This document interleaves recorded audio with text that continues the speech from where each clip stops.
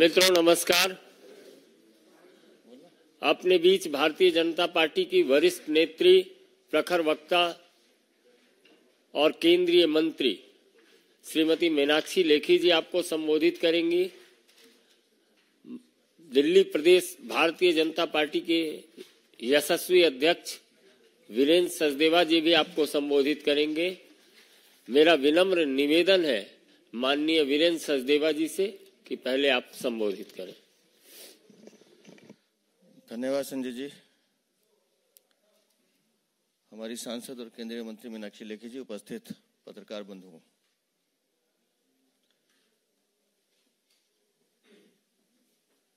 दो दल जो एक दूसरे को ये साबित करने में लगे रहते थे कि कौन बड़ा चोर है,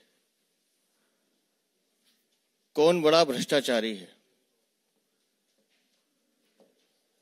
किसने ज्यादा दिल्ली को लूटा है। आज उन दो दलों का गठबंधन चोर चोर मौसेरे भाई।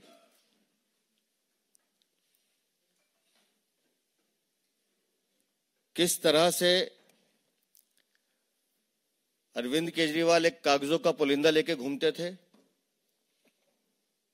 कि हमारे पास शीला दीक्षित के खिलाफ पर्याप्त सबूत हैं। क्या वो भाषा सोनिया गांधी के लिए उपयोग में लाते थे? क्या राहुल गांधी के लिए बोलते थे? और विधानसभा का वो दृश्य भी याद कीजिए जब विधानसभा सत्र के दौरान इन्होंने राजीव गांधी को भारत रत्न वापस लेने की मांग की थी। आज वो दो दल एक हो रहे हैं मात्र इसलिए कि उनको भी मालूम है कि देश के साथ साथ दिल्ली में भी माननीय प्रधानमंत्री श्री नरेंद्र मोदी के नेतृत्व में भारतीय जनता पार्टी 7 सीटें जीतने जा रही है।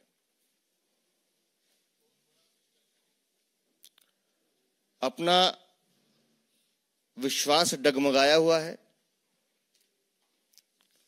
अजीब सी शंका और भय के माहौल में ये दोनों दल हैं।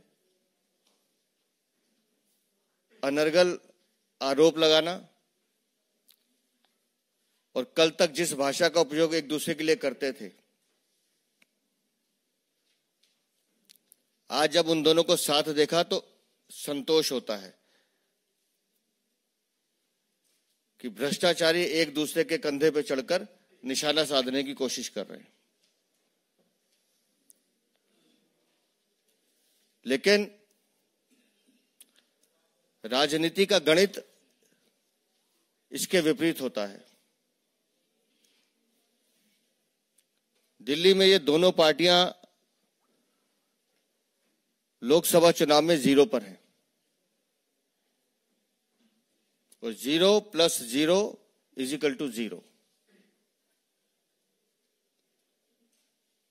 भारतीय जनता पार्टी का प्रत्येक कार्यकर्ता आज इस बात से उत्साहित है कि ये दोनों भ्रष्टाचारी दल एक हुए हैं। कल को इनको ये कहने का मौका ना मिले कि हमारे वोट कटे इसलिए भारतीय जनता पार्टी जीत गई। मैं दिल्ली प्रदेश अध्यक्ष होने के नाते कह रहा हूं, हेड ऑन, सामने से लेंगे हम। आइए, किसी और को 2-3 को जोड़ना तो जोड़िए साथ में। हमें अपने नेतृत्व पर भरोसा है, हमें माननीय प्रधानमंत्री श्री नरेंद्र मोदी की नीतियों पर भरोसा है, उनके विकास पर भरोसा है। हमारे सांसदों ने दिल्ली में काम किया है, केंद्र की सरकार ने दिल्ली में काम करके दिखाया है और आपकी सरकार ने दिल्ली को लूटा है, भ्रष्टाचार किया और एक नहीं अनेकों घोटाले किए हैं। आपके भ्रष्टाचार के खिलाफ और माननीय नरेंद्र मोदी के नेतृत्व के साथ होकर दिल्ली की जनता वोट करेगी और आपको 7 सीटें हराएगी, ये हमारा विश्वास है। कीजिए गठबंधन। आज इस गठबंधन की घोषणा के बाद आज 4 और 3 की रेशो है। इन्हीं के विधायक इनसे पूछ रहे हैं कि विधानसभा में भी क्या 40 और 30 की रेशो होगी? तो वो 30 कौन से होंगे जो कटेंगे? 62 पार्टियों की पार्टी घुटने टेक रही है एक ऐसी पार्टी का जिसका एक भी विधायक नहीं है, मात्र इसलिए कि मेरी भ्रष्टाचार, मेरी चोरी छुप जाए इस गठबंधन की आड़ में। दिल्ली की जनता बहुत समझदार है, वो आपकी किसी भी चाल को कामयाब नहीं होने देगी और इन चोरों की बारात को बीच रास्ते में उतार के छोड़ेगी। भारतीय जनता पार्टी दिल्ली प्रदेश इस बात से बिल्कुल निश्चिंत है, हमारी पार्टी बिल्कुल निश्चिंत है कि हम अपने काम के बल पर, अपने कार्यकर्ताओं के दम पर और जनता के साथ मिलकर दिल्ली की 7 सीटें जीतेंगे, निस्संदेह रूप से जीतेंगे।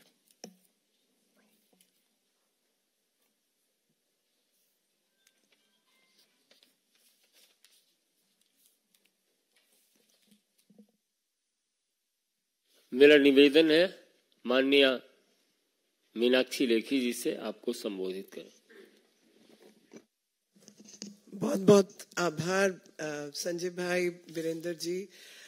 मैं सोच रही थी कि क्या गठबंधन में दलों के मिलने से दिल मिल जाते हैं, और अगर दिल नहीं मिलते राजनेताओं के तो क्या जनता को ये मिला पाएंगे, खास तौर पे जब इनका मुकाबला प्रधानमंत्री मोदी जी जैसे नेतृत्व लेड भारतीय जनता पार्टी के संगठन से हो। एक ऐसा संगठन जहां पर कार्यकर्ता पहले है और हर बड़ा नेता कार्यकर्ता पहले है, नेता बाद में है। और वो जो शक्ति संगठन की है, वो जो शक्ति प्रधानमंत्री मोदी जी के नेतृत्व की है, उनके सामने ये जो बेजोड़ गठबंधन है, इससे क्या लाभ मिलेगा। लेकिन हाँ, ये जरूर दर्शाता है कि घुटना टेक राजनीति किसको कहा जाता है। और ये घुटना टेक राजनीति जिसका जीरो सम वाली राजनीति है, वो सबके सामने है। मैं और सोच रही थी कि किताबों की बात छोड़ दीजिए, किताबों के पन्ने पलटते हैं, लेकिन यहाँ तो लोग राजनीति के चक्कर में सिर पे खड़े होकर पांव ऊपर करके खड़े हो जाते हैं, और ये दिखाई दे रहा है। मतलब वो शीर्षासन दिख रहा है, और वो शीर्षासन दिख रहा है क्योंकि पांव पे चलने की और खड़े होने की औकात खत्म हो गई है, वो शक्ति खत्म हो चुकी है। और वो जो अशक्त पार्टियां हैं, वो किसी तरीके से अपने आप को शक्ति प्रदान करने के लिए इस तरीके की हरकतें कर रही है। मैं आपको इतिहास के पन्नों से कुछ चीज बताना चाहती हूँ। मैं आपको याद दिलाना चाहती हूँ 2013। मैं आपको याद दिलाना चाहती हूँ 2013 का वो सबब जिस समय पर आम आदमी पार्टी ने कहा था कि कांग्रेस पार्टी जो है भ्रष्टाचारी पार्टी है, और इस भ्रष्टाचारी पार्टी के साथ इससे बड़ी भ्रष्टाचारी पार्टी कोई और हो नहीं सकती। और केजरीवाल ने ये तक इंटरव्यू में कहा था कि 1-2 मंत्रियों को छोड़ दो, सारे के सारे कांग्रेस पार्टी के अंदर भ्रष्टाचारी बैठे हैं, और लिस्ट तक जारी की थी। और मुझे लगता है कि वो लिस्ट आज पढ़ना जरूरी है। उस लिस्ट में शामिल थे कि आम आदमी पार्टी की लिस्ट में सबसे पहले कांग्रेस के उपाध्यक्ष थे उस समय राहुल गांधी, यूनियन मिनिस्टर थे कपिल सिब्बल, सुशील कुमार शिंदे, वीरप्पा मोइली, जी.के. वासन, सलमान खुर्शीद, कमलनाथ, श्री प्रकाश जायसवाल, फारूक अब्दुल्ला, एनसीपी के चीफ, और शरद पवार। फनी जो है वो ये बात है कि आज 10 साल बाद इन दोनों के बीच में कंपटीशन चल रहा है कि कौन ज्यादा भ्रष्टाचारी है। हम तो उस समय भी भ्रष्टाचार के खिलाफ थे और आज भी हम भ्रष्टाचार के खिलाफ है। लेकिन भ्रष्टाचार के आंदोलन को जिसको भाजपा ने शुरू किया, और असलियत में झाड़ू को थामने वाला हाथ पहले भी कांग्रेस का था और आज भी कांग्रेस का है। उसी हाथ ने इस झाड़ू को संभाल रखा था। उदाहरण मैं आपको बताना चाहती हूं कि कपिल सिब्बल खुद कानून मंत्री थे, जिस समय पर उस समय के कानून के मुताबिक झाड़ू का सिंबल एक नई पार्टी को जिसने अपना बहुमत प्रूव ना किया हो मिल नहीं सकता था।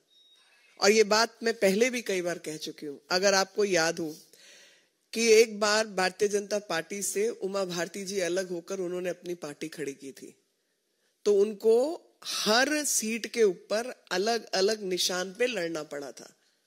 उगता सूरज वो मांग रही थी, वो उगता सूरज उनको दिया नहीं गया था क्योंकि इलेक्शन नियमों के अनुसार ये संभव ही नहीं था। लेकिन एक पार्टी झाड़ू उसको आते ही मिल गया, बिना कांग्रेस के चलते ऐसा तो संभव ही नहीं था।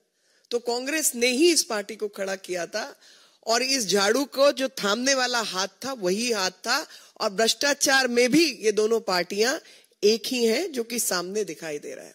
और उस समय छीण भीण करना चाहते थे, ये शीला दीक्षित की जो राजनीति थी, और इस पार्टी को खड़ा किया गया ताकि किसी तरीके से गिरगिट का उदाहरण कई बार इनके ऊपर चलता है।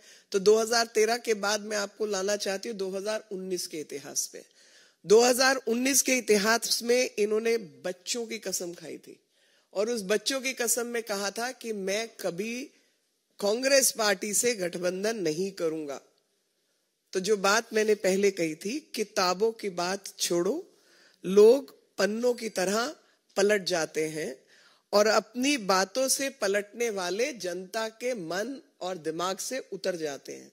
तो आज ये लोग जनता के मन और दिमाग से उतरे हुए लोग हैं, किसी तरीके से अपना राजनीतिक क्षेत्रफल ढूंढ रहे हैं, लेकिन उस क्षेत्रफल में जनता जो है वो ऐसे लोगों को कभी माफ नहीं करती। और इसके कई उदाहरण हैं हमारे सामने। इसका सबसे पहला उदाहरण है, कांग्रेस पार्टी ने पश्चिमी बंगाल के अंदर सीपीआई के साथ गठबंधन किया और पश्चिमी बंगाल में ये लोग साथ थे और केरल में एक दूसरे के खिलाफ थे। नतीजा आप सब बहुत अच्छी तरह जानते हैं। जो हारे हुए थके हुए लोग हैं उनके बहुत सारे और नमूने मिलते हैं। सबसे बड़ा नमूना उत्तर प्रदेश में मिलता है और उत्तर प्रदेश में मिलता है कि बुआ भतीजा साथ हो लिए और बाकी लोग भी साथ हो लिए। दिल्ली के अंदर जो 7 की पार्टी थी वो 3 पे उतर गई, 3 पे संभल गई और उत्तर प्रदेश में 17 से गुजारा चल रहा है। तो और उत्तर प्रदेश के जो नतीजे हैं उसमें भी पता चला कि इस गठबंधन के बाद भी जो लड़के इकट्ठे हो गए थे उसका नतीजा क्या हुआ और बुआ भतीजे का नतीजा क्या हुआ।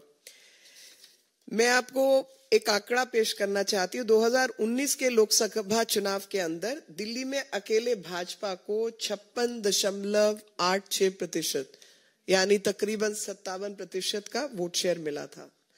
कांग्रेस को 22.51 और आम आदमी पार्टी को 18.11।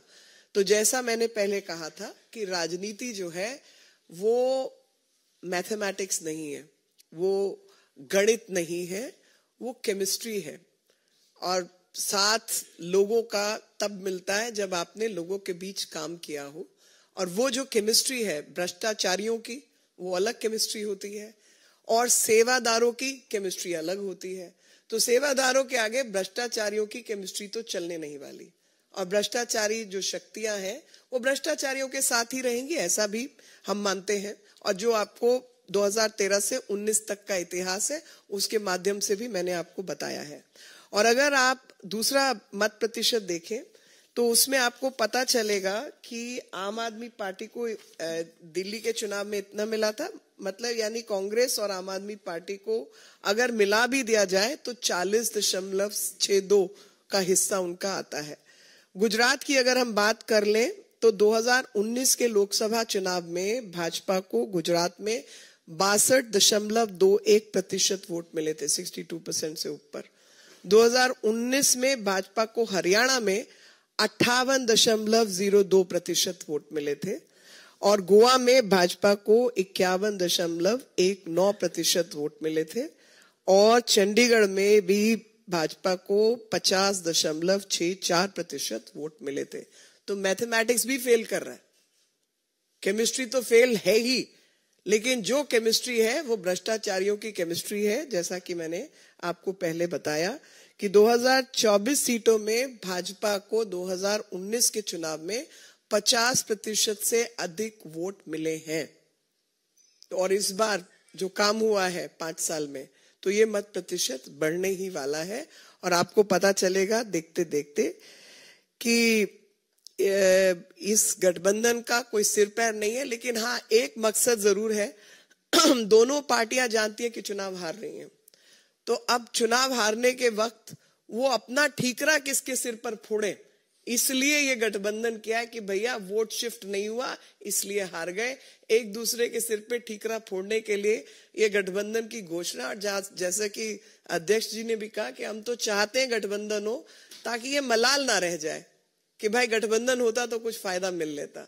तो आज जनता के सामने, जनता के दरबार में हम भी जाएंगे और बताएंगे कि काम करने वाले सेवादारों की जरूरत है या भ्रष्टाचारियों की जरूरत है, जो यहां तक कि सिर्फ किताबों के पन्ने नहीं पलटते, अपना ईमान धर्म भी पलटते हैं और लगातार पलटते हैं। चाहे वो राम मंदिर का जिक्र हो, चाहे बच्चों की सौगंध की बात हो, चाहे शीश महल हो, लगातार अपना ईमान धर्म पलटने का काम इन्होंने किया है। और ऐसा शराब का नशा ऐसा है कि केजरीवाल जी को नहीं छोड़ेगा, और उसी शराब के नशे में कि नशा कई घर उजाड़ देता है।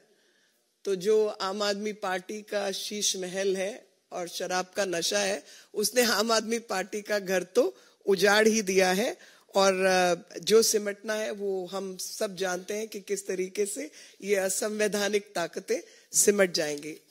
आज मैं एक और विषय पर, जो दूसरा विषय, उस पर थोड़ा सा कहना चाहती हूँ कि पूरे देश की जो जनता है, आप भली भांति जानते हैं कि संदेश खाली के अंदर जो कुछ चल रहा है उससे वहां की जनता और खास तौर पे महिलाएं जो हैं वो बहुत अधिक मातृशक्ति गुस्से में है और आक्रोश है।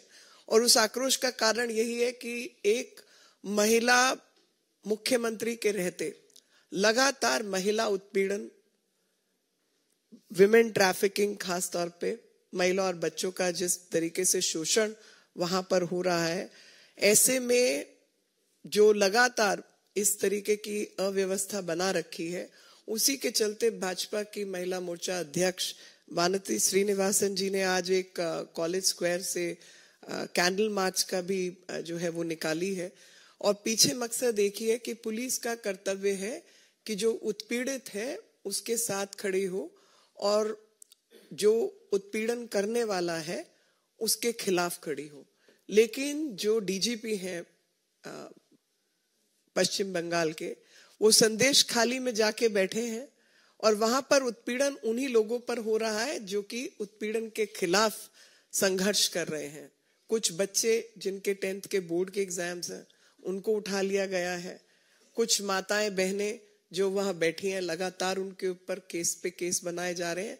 लेकिन शाहजहां, जो कि ममता बनर्जी जी के शासन काल का शाहजहां है, वो बादशाह शाहजहां तो वही कहीं कहाँ घूम रहा है किसी को पता नहीं है और उसके खिलाफ कोई कार्रवाई नहीं हुई है। जैसे पश्चिम बंगाल ना होकर पता नहीं कौन सी उसकी बपौती है कि वो अपने तरीके से वहां पर शासन को लताड़ सकता है और चल सकता है। 700 से अधिक महिलाओं के खिलाफ कंप्लेंट दर्ज हुई है और एक भी ऐसा दिन नहीं जाता जहां पर महिलाओं के खिलाफ, बच्चों के खिलाफ उत्पीड़न नहीं होता। पिछले 24 घंटे के अंदर एक नाबालिग जनजातीय बच्ची के साथ और एक 27 वर्षीय महिला के साथ बलात्कार हुआ है और ये बच्ची 9वीं कक्षा की छात्रा थी और हत्या की घटना भी हुई है। आप मुझे बताइए कि किसी भी राज्य में जहां पर ममता नाम की मुख्यमंत्री हूं और उनकी ममता शाहजहां और बादशाह जैसे लोगों के प्रति हो, लेकिन जो उत्पीड़ित बालक बालिकाएं और माताएं बहनें हैं उनके प्रति उनकी ममता ना उमड़े, तो ऐसे शासन का क्या ही कहें और क्या होना चाहिए। तो आज आप सबके माध्यम से हम लोग भी आक्रोश प्रकट कर रहे हैं और बताना चाहते हैं कि जहां ममता बनर्जी जैसी मुख्यमंत्री बंगाल की बेटियों के साथ नहीं है, लेकिन भारतीय जनता पार्टी प्रधानमंत्री नरेंद्र मोदी जी के नेतृत्व में ऐसी सब माताओं, बहनें, बच्चियों के साथ है जिनके साथ लगातार उत्पीड़न की व्यवस्था पश्चिम बंगाल की सरकार ने खड़ी कर रखी है। आपके कोई प्रश्न हो तो मैं उत्तर जरूर देना चाहूंगी। एक minute Kamlesh ji.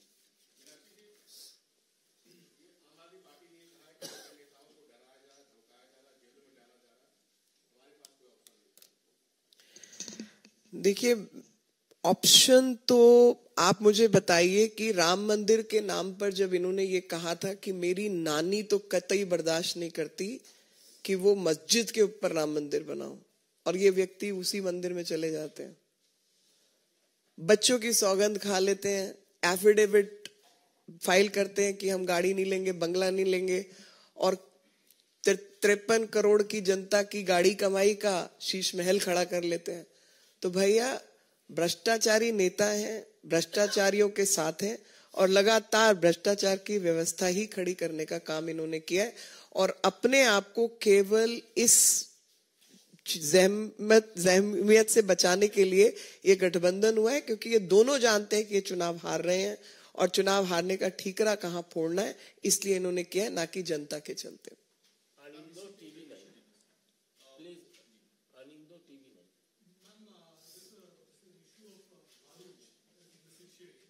I'm so sorry, I can't hear.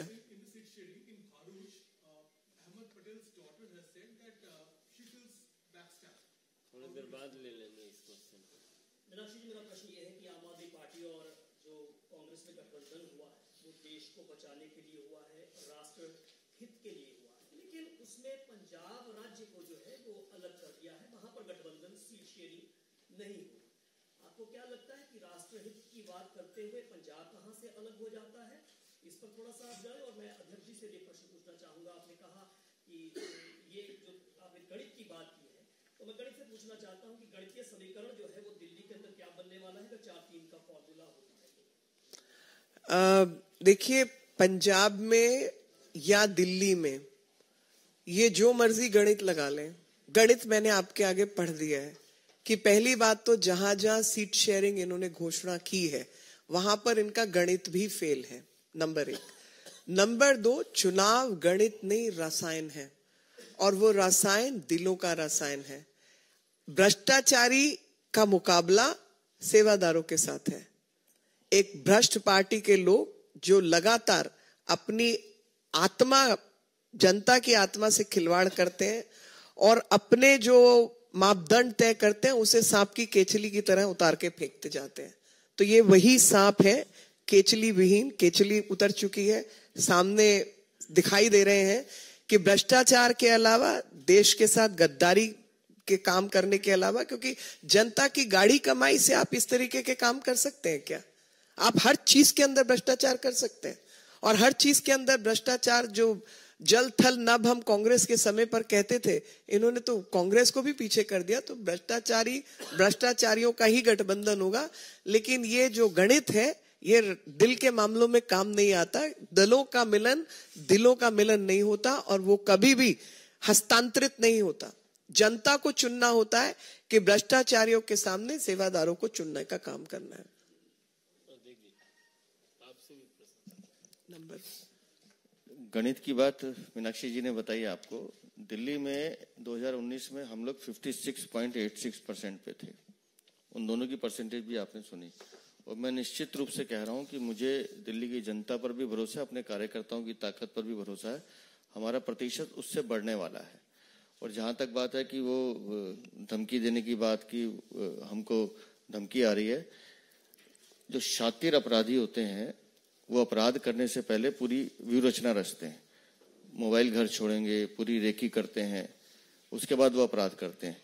तो ये भी आपराधिक मानसिकता के लोग हैं। इन्हें पता है कि इनके कर्म बुरे हैं। इन्होंने शराब घोटाले में चोरी की है, इनको पता है कि इनका परिणाम क्या होने वाला है। इसलिए ज्यादा शोर मचाना, जोर जोर से मचाना कि हाय हमारे साथ ऐसे होने वाला, कि किसी तरह की सहानुभूति मिल जाए, वो इन दोनों दलों को मिलने वाली नहीं है। अंततः दिल्ली में 7-0 ही रहने वाला है। भारतीय जनता पार्टी 7 सीटें जीतेगी।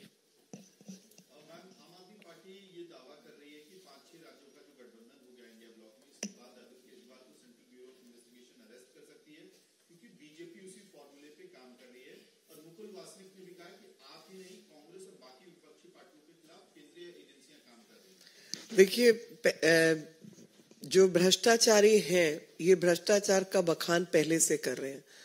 तो मेरे को आपने इसमें एक और सोच दी है, और वो सोच ये है कि सीबीआई के जो केसेस हैं, ईडी के जो केसेस हैं, भ्रष्टाचार से संबंधित जो केसेस हैं, वो आज के तो है नहीं, वो तो पुराने हैं।